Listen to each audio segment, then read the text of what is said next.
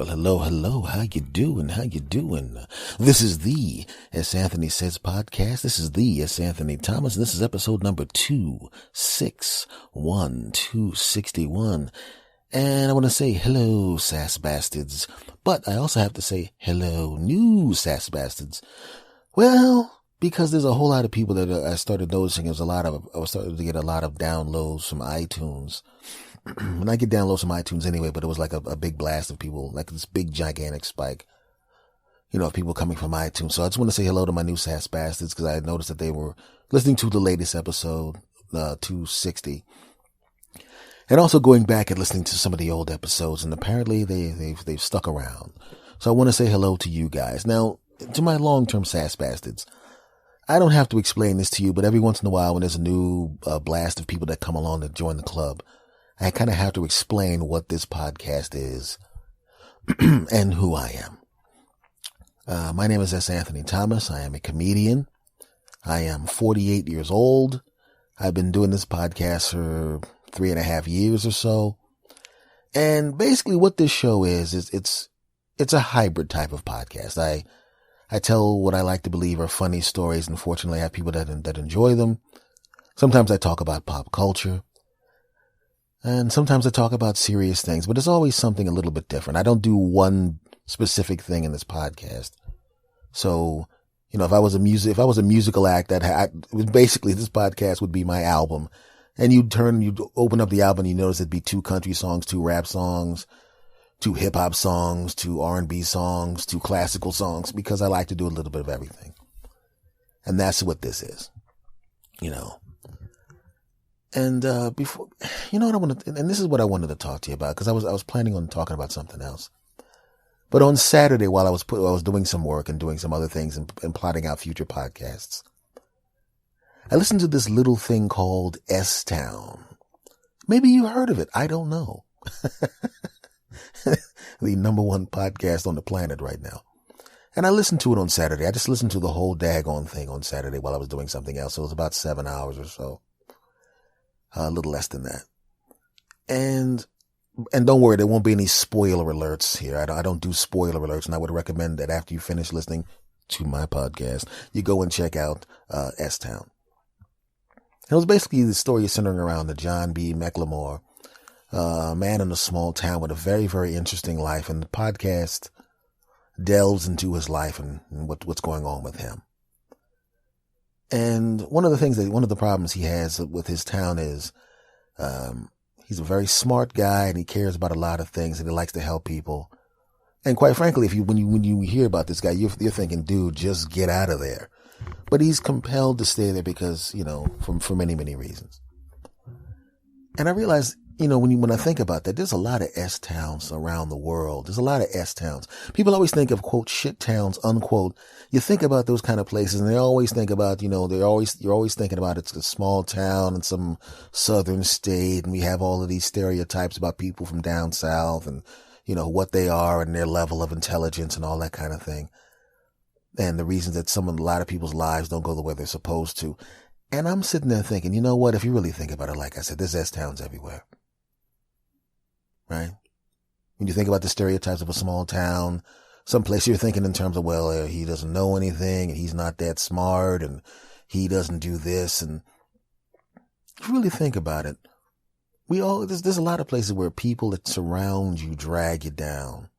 You got a guy working on pickup trucks and he just goes, I'm supposed to be doing something else, or went to school for something else, and then turns out I work on this pickup truck and I wanted to work here, got to support my family. I don't have time to go up there and do all that other stuff, and but I need to make this money now. I don't have time to start the business over there, and I don't have time for this. My grandma needs this, my mom needs that, and my wife needs this, my kids need this, and all of that. And I know how to do this specific thing that could potentially turn my life around, but it's going to revolve. I ain't got time for that. That's for other folk. There's a stereotype we have. But how is that any different than if you think about it in a northeast city or even a city out west where you have people that are really special and they have a lot of talent and a lot of potential. They want to do big things, but they won't leave where they are because they feel beholden to people that are around them. Sometimes it's because the people that are around them don't want to do anything, or they don't want any more in their life, or they're not capable of things, and you feel the need. You got to protect them and save them and all of that. Maybe they have a drug problem and you've been trying to save them. You spent 10, 12 years of your life trying to help this person figure it out, but they just can't figure it out, and they keep getting you in trouble, and you get arrested trying to save them, or you go on a hawk, you got to sell your car to get them out of this trouble, and all of a sudden you lose your job, and it just keeps going. I know friends that live in S-towns, other places. They're not down south, they're in other states. You know, and I know people that used to have their kids sleep in the bathtub, and I thought that was bullcrap when I saw it on TV. I mean, I didn't think, but people think it's bullcrap when you see it on TV. But I know people like that. No, we got to sleep in the back of the house because bullets might come through the front. See, the back of the house has an alley. You know, nobody's ever back there, but the front of the house, they get into these fights and they start shooting at each other. And a bullet came through one time, and my cousin was sitting in that chair about 5 minutes earlier. And if he was still sitting in that chair, the bullet would have hit him right in the chest. When you live someplace like that, and I know what it's like, you don't even want to go to the store at night, and as a dude, and you don't want your beautiful wife going to the store at night because you let's just say you know why. And now you got a beautiful daughter, and she's 15, and she's starting to look just like your beautiful wife, and you know damn well you don't want to send her to the store. You got a son, he's doing good at school, he's working at this place, working at a fast food place. Maybe he's working at a McDonald's. He saved his money. He got these new shoes, and you go, don't buy those shoes. Why? Because you know what's going to happen if he walks outside with a pair of $160 shoes. Odds are he won't come back with those shoes, or he might not even come back. Right? You got to put bars on your window. You want to get a big screen TV, but you know you can't bring a big screen TV in. You know you can't bring that big stereo system in. You know if you want to buy a computer and use that for the family, you got to sneak that crap in. You know that you can't put the box out front. You want to buy a car, not an expensive car, but a little bit extra. Put a little extra into the car. Give yourself a treat because you worked hard. You want to put that car out front. I want to get this great car, and it's going to be great. But you know if you put that car out front, what's going to happen? That car is going to make you a target. Bringing that stuff into your house is going to make your house a target. Your kids, your beautiful daughter and your son who's worked and put some nice money into his clothes because he worked hard for it, they're now targets. And all of a sudden you get used to not wanting to get things because things will draw negative attention to yourself. You get beaten up in class because you raised your hand because you knew an answer that nobody else in the class knew. Or you think you smart and you get your ass whooped. S-towns aren't just down south, my friend. They're not just places down south. So when I listen to that podcast, I could relate to it. And you would think that how in the world you, who grew up as a city kid, can relate to John B. McLemore from a small town. How can you relate to that guy? How? Well, he's really, really smart. People said that so was I. And they're right. He's a white guy with red hair. Okay, we do not have that in common. But S-towns are all over the place, man. And one of the funniest things that I've noticed, I shouldn't say funny, but one of the most interesting things I noticed is it doesn't even have to be an S-town. It could be just anything. It could be your personal S-town. Right? It doesn't have to be an S-town. It could be an S neighborhood. It could be an S house. You can have an S family. You can have an S problem that drags you down.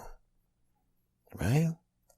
Let's just take neighborhoods out of the way. Maybe you got a family and you aspire to something greater, and they're always just telling you how dumb it is, how stupid it is. Come on, man.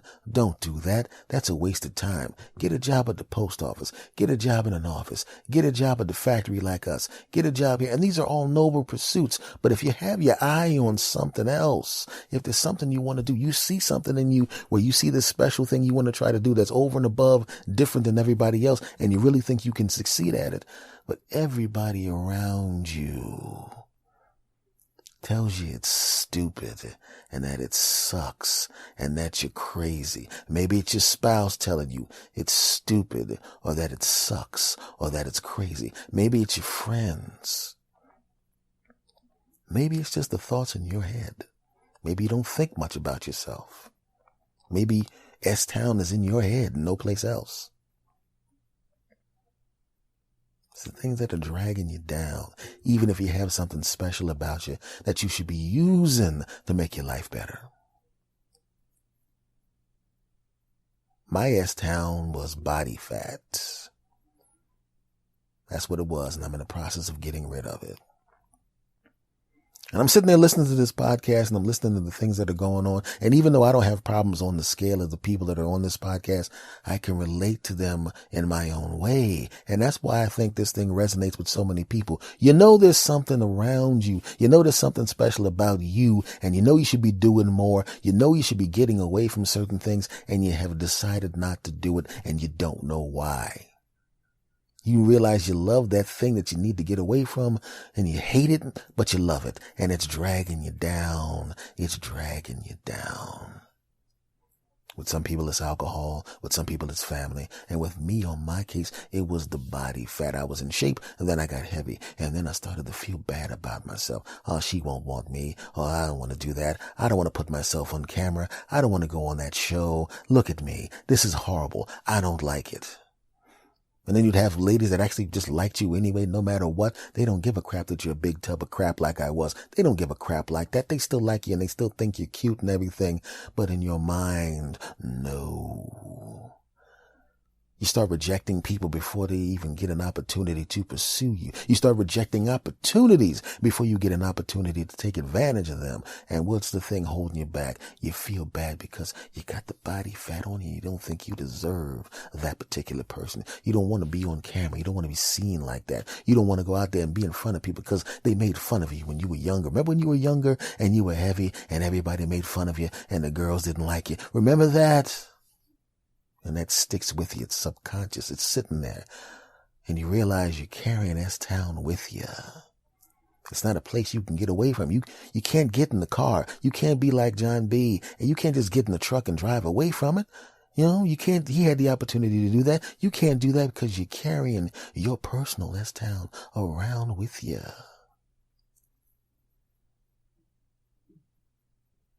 You can move out of a neighborhood. But if you're carrying an S-Town around with you, where do you go? It's a situation where you can't leave S-Town. You have to make S-Town, your personal S-Town, leave you. So when I was listening to that podcast, that's what was going through my mind. I can relate. This guy, I think he should have just left that town instead of staying there. And I wish that earlier on in my life, I had realized that I was carrying around my S-Town. So no matter where I went, there was always an S-Town attached to me, dragging me down. But I'm in the process now of methodically removing the S-Town from me. And we're talking about real places. My home state is Pennsylvania. And it's one of those states where, you know, if you win Pennsylvania and you win Ohio, you'll win the White House, because those states, the way they're constructed, are constructed just like the United States is. There's an East Coast, there's a West Coast, and there's a middle Pennsylvania. And middle Pennsylvania is very, very similar to middle America. It's like Ohio, east, west, and then there's a chunk in the middle that's very similar to middle America. And when you see people win the White House, like the current president, then you already know they're going to get the stuff in the middle. I mean, that's a given. But then there's the stuff on the east and west coasts that you got to get to.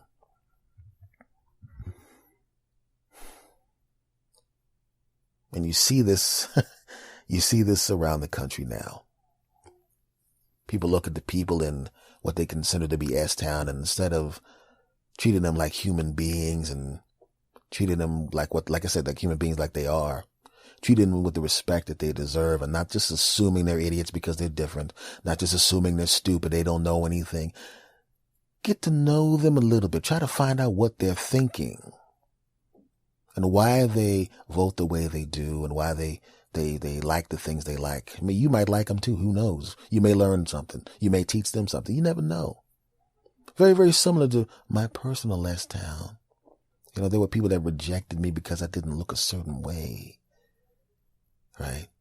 And then they would describe the kind of people they would like to be around, and they didn't realize they were describing me. They just saw the big fat guy. They just saw that and didn't realize this is somebody, I could be somebody that they could have a good friendship with or a romantic relationship, but they just couldn't see past my personal last town. When I listened to the podcast, I realized these are people that I have nothing in common with if you look at us on paper. But they want to get up and they want to take care of their families. So do I. They want to go to work and be productive and accomplish things. So do I. So when you think about it, in the grand scheme of things, how different are we actually? Right? How different are we? Now, one of the things I noticed when I was listening to the podcast was something that I used to see all the time. There's a lot of the N-word this and the N-word that and the F-word for gay people and all that kind of stuff. You see that all the time. You see that around. You'd be surprised at how prevalent that stuff is. And there's somebody that travels around a lot as a comic. And we'll begin to do it again when I finish writing my next show. I've been places very similar to the ones described into that in that podcast. And it's really uncomfortable. It just shows you how much we don't know about each other, or how much we decide we don't want to know about each other, or how much we know about each other that's inaccurate. I remember going into places, and I remember walking into a place when I was going to do a show in a specific city that I shall not name. And I go into this place to get something to eat. And I was going to go to a fast food place, but something said, nah, man, go someplace. You're doing this by yourself. You're out here by yourself. Go someplace that, you could actually be around some real people, and you're not somebody just going to run in and grab something and make this or make that and run out. So I want to go to this diner. I figured it'd be kind of nice to go into this diner, this old school diner, sit at the counter or whatever, maybe even talk to some people to my left or to my right, maybe talk to the waitress or whoever's behind the counter, have a nice little conversation, nice little interaction with everybody. It'd be kind of cool. I like talking to people. I'm a people person. I'm a comedian. So I walk in, and it becomes very, very apparent that I am very, very rare in this particular location. People like me probably don't go into this place that often. There's no sign out front that says don't come in there, because they can't by law. But that doesn't necessarily mean that people have to be nice to you when you get in there, does it? No. So you go in there and everybody's kind of looking at you. They're not staring at you, but they're looking at you. The kind of way that a person would look at you if there was a bunch of dudes in the place and a really attractive woman with huge breasts and a delicious buttocks walked into a place and everybody's trying to not look at her, but they cannot help looking at her. Well, that would be them looking in a positive way, but they ain't looking at me in a positive way. And I'm not getting a positive feedback from the people who are taking my order. And I'm not getting positive feedback by the people that are cooking. And quite frankly, I'm not really that happy with the fact that I can't see the food being cooked, because I'm sensing a little hostility from everybody. And I'm standing there getting more and more uncomfortable, and I'm realizing, I'm pretty sure that they probably could there's probably somebody in the back marking a calendar saying, this is the day a black dude walked in here. And I get my food. And I'm walking out.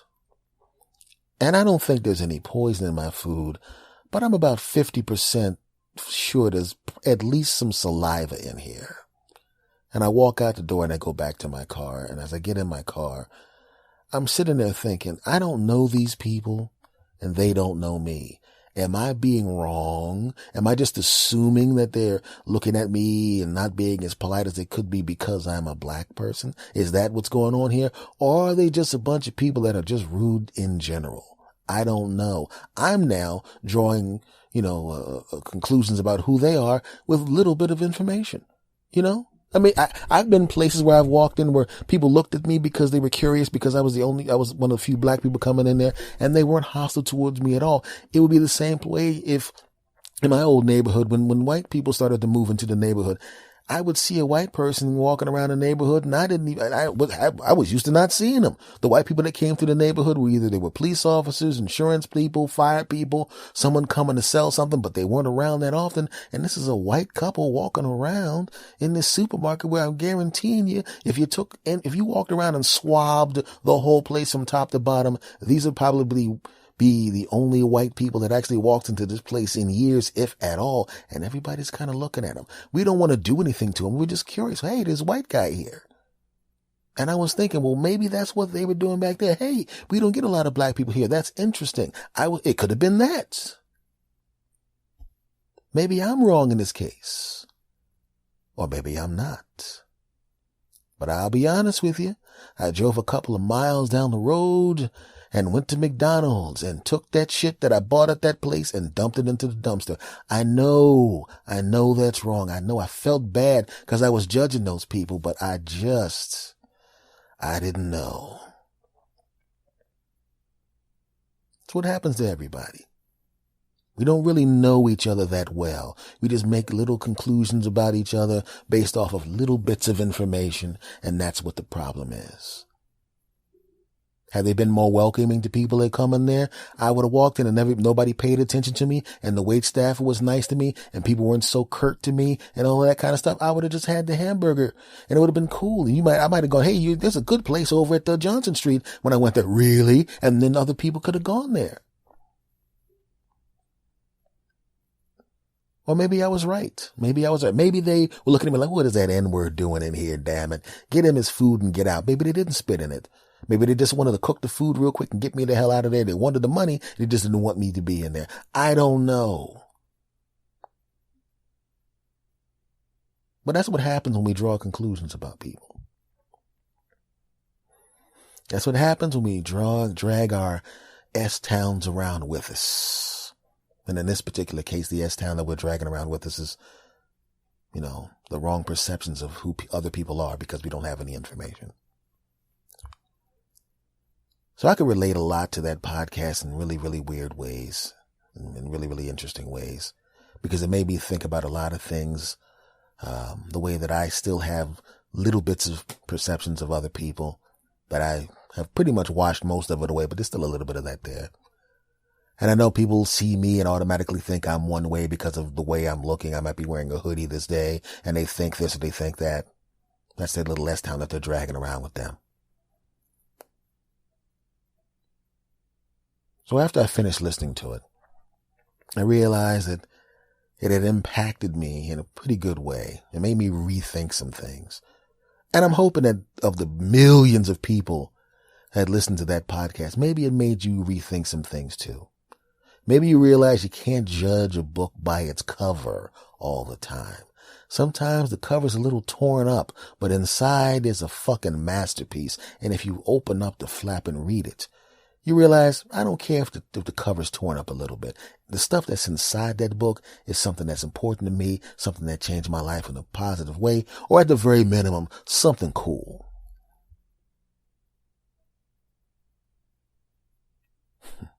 It's amazing. 7 hours of wonderful storytelling. 7 hours of the interesting lives of people that that I'm absolutely sure I would have never known about, and definitely would have never run across. And I'm actually a little bit different as a person after it was over. That's pretty cool, isn't it? I mean, if you're a content creator of any kind, podcasting, music, comedy, any other kind of art, whatever it is, what else can you ask for than to thoroughly entertain the people that came across the content that you created? And then after they listened to it or heard it or experienced it in some way, they perceive an improvement in themselves based on the work that you created. So to the people of S-Town, meaning the people that created the podcast, the team behind Serial and This American Life, to the hosts, the producers, the people that even made that good music that was in it. Nice work, my friends. Nice work. Segment over. All right, folks, let me ask you, this is something that happened to me recently. One of my neighbors goes to me, goes, how come I never see the mailman go to your door? He very rarely goes to your door. Every once in a while you'll get a package, but I never see him dropping mail through your mailbox. And there's a reason I don't get mail dropped in my mailbox is because I don't like mail. I don't get much of it. I don't get my bills in the mail because I pay my bills online. And most of the people that I know, if they try to contact me, they either call me, text me, or email me, which means I don't get a lot of paper coming into my house through the mailbox. And I'm glad about that. Because how many times have you actually picked up a piece of mail that came to the mailbox and went, hey, this is great. I'm glad I got this. No, it's either a bill, which I pay online, or some lame-ass catalog for some crap that you don't want. And all of a sudden, you got to recycle stuff. Well, if you look at my recycle can, there ain't nothing but water bottles in there and an occasional orange juice container. But that's about it, punks. I don't want mail. And I wonder what my aversion to mail was. Why do I hate mail so much? Was I treated badly by a mail carrier? No. In fact, my mail carrier is actually a very pleasant fellow. The person before that was a very pleasant young lady. I didn't see much of them because, as I just said, I don't get a lot of mail because I don't want it. Then I realized why I didn't get much mail and why I didn't want much mail is because I hate stuff that gets printed. And why do I hate stuff that gets printed? Because stuff that gets printed on printers. And why do I hate printers? Because I used to sell computer ribbons back in the 90s when I was in California, when I had moved from my hometown where I was known, well-known, respected, sought after, popular comedian, and went to Los Angeles because I wanted to be a big star. And as you could tell, that crap didn't happen. So I worked in a computer ribbon place. And I've talked about I worked in a bunch of computer ribbon places, some of the computer supplies and all of that crap, and I hated it. I get email from some of you asking me what my worst job was. And I told you what some of my jobs were. I worked in a factory, I dug ditches, I did day labor, I've done all of that kind of crap. And you're probably thinking, well, those are the worst jobs, right? What about that time you worked in a place that cleaned plates and you actually had to put on a hazmat suit to clean the plates and stuff like that because the oxygen was so bad in the building that you had to protect yourself from the air as you cleaned all these plates and dishes from different places. Wasn't that the worst place? Wasn't that the worst place? Yes. From a biohazard type way, yes, it is. But it wasn't the worst place as far as how I felt while I was there and when I left. The worst places were the ribbons and toner cartridge places. Those were the worst places. Oh no. Hated them. Every time I walked in there was always a manager, and every time I saw one of the managers, I just wanted to get in a running position, run at a full rate of speed, jump until I was horizontal, and bounce my feet off of their chest, a.k.a. known as drop kick that bastard. That's what I wanted to do, but I never had an opportunity to do it, but damn, I wanted to drop kick those bastards because they were really, really awful bastards. You see, when you work in a place like that, little boiler rooms where you try to sell ribbons and cartridges and toners to places, it's a pain in the neck. You're calling people that just aren't interested in the product. You're calling these little small towns out of these used phone books with the pages ripped out, and you got to sit there. I remember one time we were working with a guy. He was one of the worst managers in the history of manager. In fact, if you actually looked up manager, there'd be a picture of him with a slash through it because the word manager didn't want to be associated with this bastard. That's how bad this bastard was at managing people. And this person was a real huge D-bag also. He was one of those guys that you know that he was only working in this place because he wanted to take a break from all the meth he was taking. Okay, a piece of crap. Coming in the office and he's always being mean to everybody. You know, we're sitting on these rickety wooden chairs and these badly constructed cubicles dialing rotary phones. And I don't know if you noticed this, but they had push button phones in the 90s. But we didn't have push button phones in this office. We had rotary phones and ripped out pieces of paper, pages from phone books. This bastard. Walk in the office and he's sitting there yelling at everybody. Bad enough that you could barely hear on anybody on these phones that he probably found in a trash can somewhere. And you've got to dial these people and try to sound professional at the whole time. You got gloves on because you don't want to touch the phone, and you damn sure don't want to touch the phone in your face because you don't know where this old ass phone came from. This bastard. Dialing people. How you doing? Hi, I'm John, and I'm calling from Bullshit Ribbon Company with corny-ass products that we probably stole from somebody. And I was wondering if we could, what kind of printers do you have in the office? Well, we have Epson 3010s. Oh, you have Epson 3010s? Well, as a matter of fact, we have Epson 3010s, and we'd like to tell you right now that we could save you a lot of money. Well, I only have one printer in the office, and we don't really print that much. You know, it's like, I don't even know why we print anything at all. Half the time when we print stuff, it's just the guy from across the office who says, can I print up a couple things on your printer? And we only print up checks, and there's only 4 employees. I don't even know why he even prints up checks. I told him the other day, I said, you don't pay none of us that much. And you could literally go into the bank, pull out a couple of $100 and just give us our money that way. Then you wouldn't have to print up any checks. And, last time, the last cartridge that we put into the printer actually dried up because we don't print that much. And I was wondering, what's really weird about not printing up stuff that much?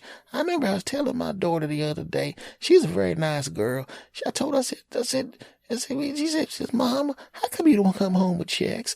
And I said, well, I would have come home with a check, but the printer's not working because the printer cartridge just dried up. And I told him to pay us in cash, and he said he would pay us in cash, but he wanted to have the paperwork so we could send it to the IRS because he didn't want to have any IRS problems. Because I knew a guy that worked in the IRS, and he was a nice guy. Matter of fact, he was a really nice guy. He's probably happy because all his printers work because the IRS printers always work. Speaking of working, when I was 15, I worked at, wait a minute, ma'am. I just wanted to know if you wanted to buy this bullshit ribbon. Oh, we buy everything local, but thank you, click. And every phone call is like that. Keep in mind, you could barely hear what the person is saying because, as I said, you don't want to take these phones that were probably found in the trash can and touch your face to them because you don't want to get some kind of disease on the side of your face from the dirty-ass phone. The manager would walk behind you. Speak up! If you're not going to touch the phone to your face, the least you can do is speak up. The whole time you're looking at him going, I want to drop kick your punk ass. Piece of crap getting phone books. You look at the year on the phone book, and the phone book is 7 years old. So a lot of these places aren't even the places that you're actually calling. You'll call up and ask for a business name, and it's a guy who was really just doing nothing but watching the football game and scratching his balls. This ain't no damn sports store. This is my house. Don't you call back here, click. Right? And here's the other thing. The jackass didn't even buy different phone books. Wherever he got these phone books from, or bought them, or stole them, a lot of people are actually calling exactly the same page. So as the guy hung up the phone and yelled at you for calling him, the person 2 people down is calling him right back. I was wondering, didn't you just call in? Didn't you stop calling me about them goddamn ribbons? Click. Dumb bastard. And that's what the days were like. Making phone calls to the wrong numbers in a rickety chair on a phone that smelled like somebody's ass that you didn't want to touch to your face, so you bought some gloves so they wouldn't touch your hand. And that's what the days were like. And it made me hate printers and printer ribbons. But I had to pay the rent, so I had to work at this place. God, I hated that place. And I hated this guy almost as much as I hated that place. Little guy, about 5'6", skinny guy, dressed like the dude from Wayne's World, looking all stupid. And I'm talking the Dana Carvey one from Wayne's World. Damn, it looked like that too. Except the guy in Wayne's World was much, much more attractive. Okay. And then this jackass in the middle of giving us bad leads and a bad phone and bad chairs. And he says, okay, everybody, we're now going to have a meeting. We're going to meet in the meeting room. We have to go to the meeting area. Talking about a meeting area. It wasn't no damn meeting area. We're all sitting here in 12 chairs 12 rickety chairs on 12 phones that look they got pulled out of a trash can with the same 12 phone books calling the same people who are all calling us the N-word, not even realizing the two of us are Mexican and the rest are white, the dumb bastards using the wrong epithet, but what the hell? They're just racist. Nobody said they were smart. And then he says, we gotta go meet in the meeting room. And do you know what the meeting room actually was, everybody? Would you like to know what the meeting room was? It an actual meeting room? No, it was the same room. We literally had to get out of our chairs, walk 4 feet, and then sit down in other chairs right next to the chairs we just got out of. And how do we know this was actually the meeting room? Well, there was a sign on the desk in front of us, badly spelled, misspelled meeting room. I got news for you. There's more E's in the word meeting than that's. And then he goes, all right, it's time for the meeting. We need you guys to get your sales up. We haven't got enough sales. We need to meet the sales. And if you're here, you're sales people, so you have to sell. Yeah, and we're sitting there going, we would sell, but we keep calling the same 14 people, you dumb bastard. Why don't you go someplace else and steal better phone books, you piece of crap? And well, there's no excuse when I was back in the day when I was merely a salesperson, which was like 6 weeks ago, his piece of shit. The only reason he became the manager was he was the one that talked to the cops when the last manager OD'd on the floor. He just happened to be standing closer to the office when it happened. Other than that, somebody else would have been the manager. And well, that's not going into that. That's a different story. And I need to get the sales up. So, okay, and I want you to get back on the phones and do what you got to do. There's another hour in the day. So get some up, get it going. We all go home, calling this guy all sorts of douchebags and dickheads as we walk down the step to catch the bus. The next day comes around, we come back in there, and there's a board in the front of the place with our names on it and the sales we were able to scrape up, but this lame ass leads he gave us with this crickety stupid freaking chairs and crappy desk and lame leads, and he has our names on the board with the little bit of punk ass sales we were able to get. But to the left of our names, he went out of his way to make little pictures to put next to our names to let us know how he felt about our sales for the week. There were smiley faces for the one guy that lucked into a dude who actually needed ribbons when he called up. Didn't require any sales skill. He just happened to run across someone who absolutely needed ribbons desperately, and he was sent ribbons. So we got a smiley face. $900. Lucky bastard. Smiley face. And then other people would get smiley faces. And then somebody got a frowny faces. And I look at the board, and next to my name is a thumbs down. I'm wondering why this guy even bothered doing ribbons. I wonder why this guy even bothered being a ribbon salesman. I'm wondering why this guy even bothered doing this. I mean, he came up with smiley faces and frowny faces and thumbs down. Maybe he could have started an emoji business. Maybe he could have been the person that invented emojis. Maybe he actually did invent emojis, and he's someplace on a beach who's sitting there with $100 million going, back in the day I used to do meth, and I got a bunch of people who were very young to sell really bad computer ribbons to idiots. And then I invented emojis, and, well, look at me now. I'm on an island. Hold on. I have to give the phone call from Richard Branson. Hello, Mr. Branson. You need business advice? I'll be right there with you. But I'm pretty sure that's not what happened to the bastard. And that was one of the worst jobs I had. I had to sit there and look at my name with a thumbs up, with a thumbs down next to it, and the guy sitting on top of that desk that had the badly spelled meeting area sign staring at me like I did something to him. And he walks over and he sits right next to me in a chair. I really want to help you out, I got that thumbs down next to your name because, the first week you were here, you actually got some pretty good sales. And, I don't know what you're doing wrong now, but whatever you're doing, it's really driving you down. And I figured, I wasn't trying to embarrass you by putting the thumbs down next to your name or anything like that. But I just wanted to try to motivate you to improve your sales. You see, the problem with you is you're too likable. You don't have that killer instinct. Because, when people don't want to make the sales, you have to have a killer instinct like me. That's why I'm the manager.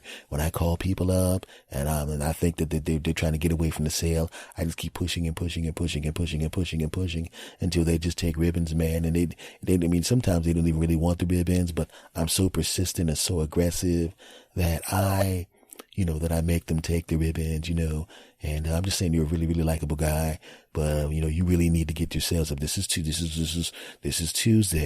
I really need to see some sales on that board from you by Friday, okay? Well, no, not even Friday, by Thursday. I really need to see some sales for you by Thursday, okay? I'm just saying, I'm just saying that you really need to get some sales. And then what the bastard was really saying is, if you don't have any sales by Thursday, your punk ass is getting fired on Friday. That's what he was wanting to say. And you know what I wanted to say to him? Hey dude, hair bands aren't in anymore. Get a haircut, punk. That's what I wanted to say to that punk ass bastard. Wednesday goes around, I don't get nothing. Not one damn sale. Not because now I'm pressing. I see now that I have 2 thumbs down next to my picture. Right? But here's the other thing. Nobody else wasn't getting any sales either. So now everyone's got at least 1 thumbs down next to them. But now I got 2 thumbs down next to my name. And I'm going, oh crap. I got 2 thumbs down next to my name. Oh no, it's Wednesday. I got the Tuesday thumbs down, and now I got the Wednesday thumbs down. And I was a little upset that he put the Wednesday thumbs down because this is only halfway through the day. How does he know I'm going to go the whole day without getting a sale? That's a little presumptuous of you, you hairband meth-taking bastard. Whole day of Wednesday goes down. I have no sales. And I'm going, whoa, maybe he's Nostradamus. And Thursday comes around. Oh no. And I know I better get a sale on Thursday. I better get a sale today. Cause this bastard had the thumbs down on my name when I walked in. He didn't even wait halfway through the day to put the thumbs down on there. He put the thumbs down on there right now, and he's holding a pink slip in his hand, and it already has Thomas on it. He already had my last name on the pink slip and 3 thumbs down next to my name, that bastard, that piece of shit bastard. Punk chump, punk bastard, punk chump. Now the pressure's on. Now I'm on the phone and I'm desperately trying to get a sale. And now I'm just thinking, I just want to he's got the replica computer printer right in the office, and I want to smash the crap out of that crap because that's the source of my misery, that bastard. And I'm calling people, and it's like the worst thing in the world because now I'm pressing. Now I'm looking at the clock, and as each minute goes by, I realize I got to get a sale. I'm going to lose my job. I'm going to lose my job. Now halfway through the day, not only do I not have any sales, I didn't even have any really productive phone calls. Sometimes you'll do a good sales pitch, but you won't get to sale, but you feel good. You feel like you got your juice. You feel like you got your sales mojo. You feel like the pitch was so good that you got your pitch back. You got your pitch mojo back, and you're going to get a sale. It's only a matter of time. With the way I pitched that last one, I didn't get a sale on that last one, but it's coming. Well, guess what? I did not feel like that. Not at all. And as the hours and the minutes go by, I realize I'm going to have no job.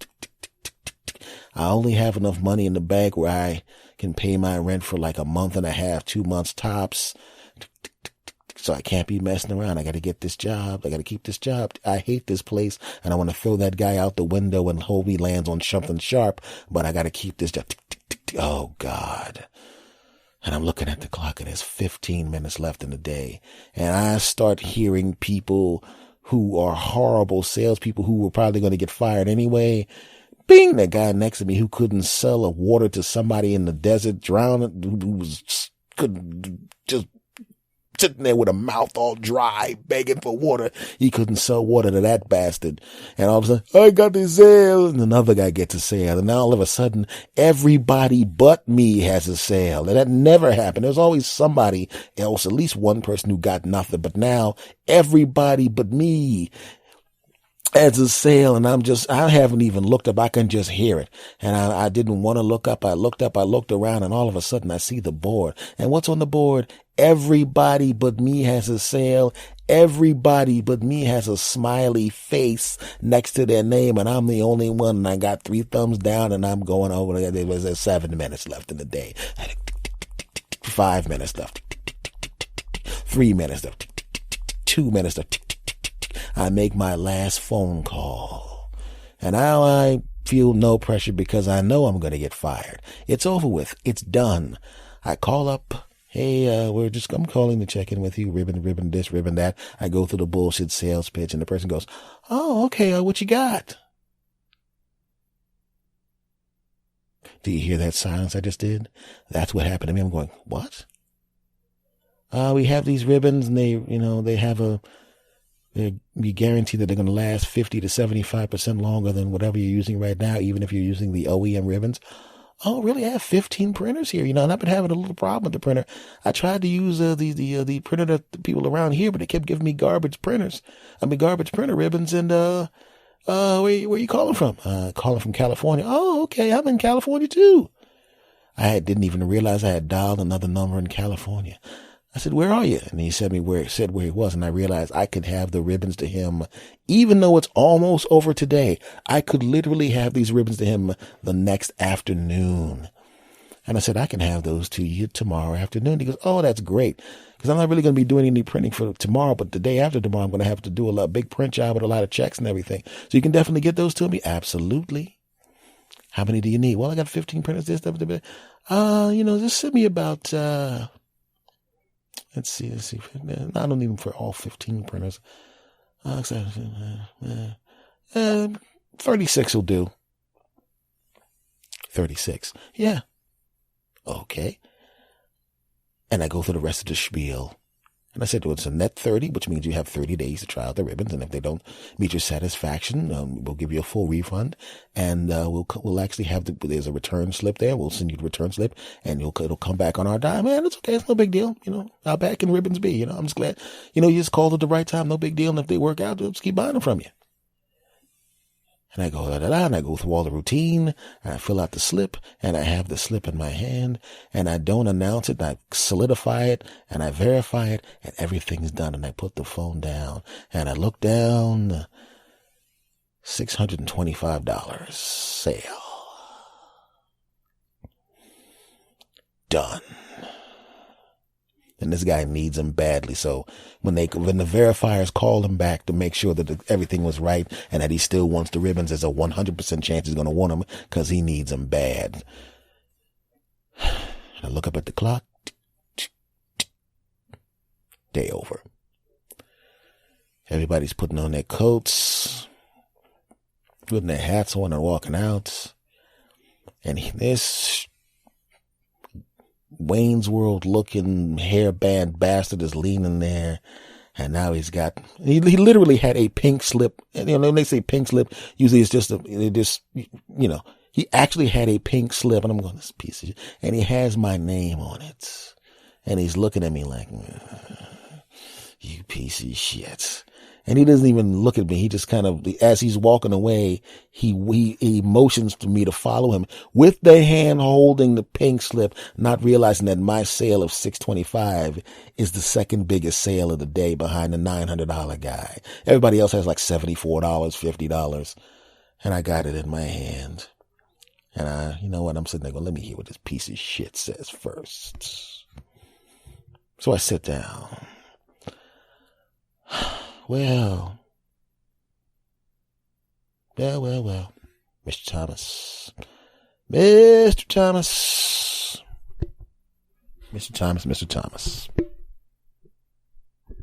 Didn't have the best sales this week, did you? No. Yeah, no, you didn't.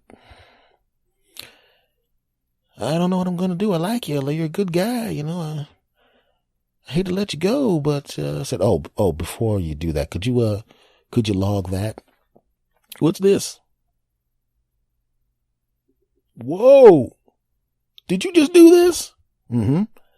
Well, as it turns out, we don't need to have this talk. He rips the pink slip up, balls up the ripped up pieces and throws it in the trash can. Walks around there, pats me on the shoulder, walks outside, says, I want to show you something. Right? He goes into his desk, pulls out one of those smiley faces, walks up, pulls off all three of the thumbs down, puts the smiley face on the board. See you tomorrow. I said, yes, you will. And no, he didn't. Because when I went home, what happened when I went home? There was a message on the answering machine for me. And what was the message? It was a message that I got a better job because I had already applied for other jobs. And they told me I could start Monday.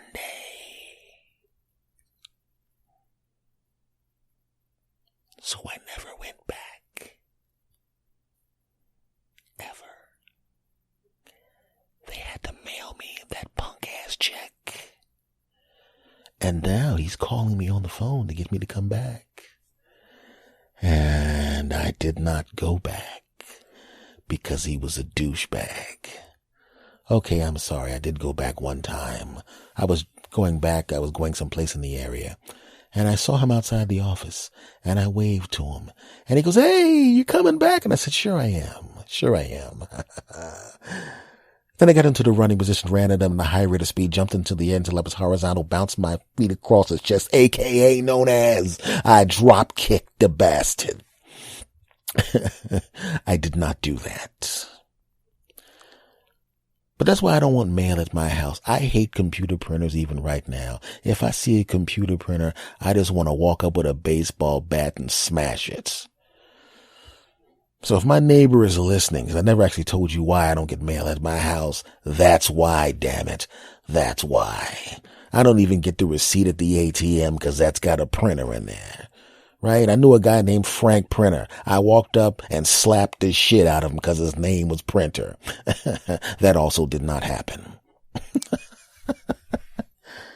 But to my neighbor who wants to know why I don't have any mail coming to my house, that's why, damn it. I know that sounds weird, but so what? You know what you signed up for listening to my dumb ass for the past 3.5 years, you bastards. Segment over.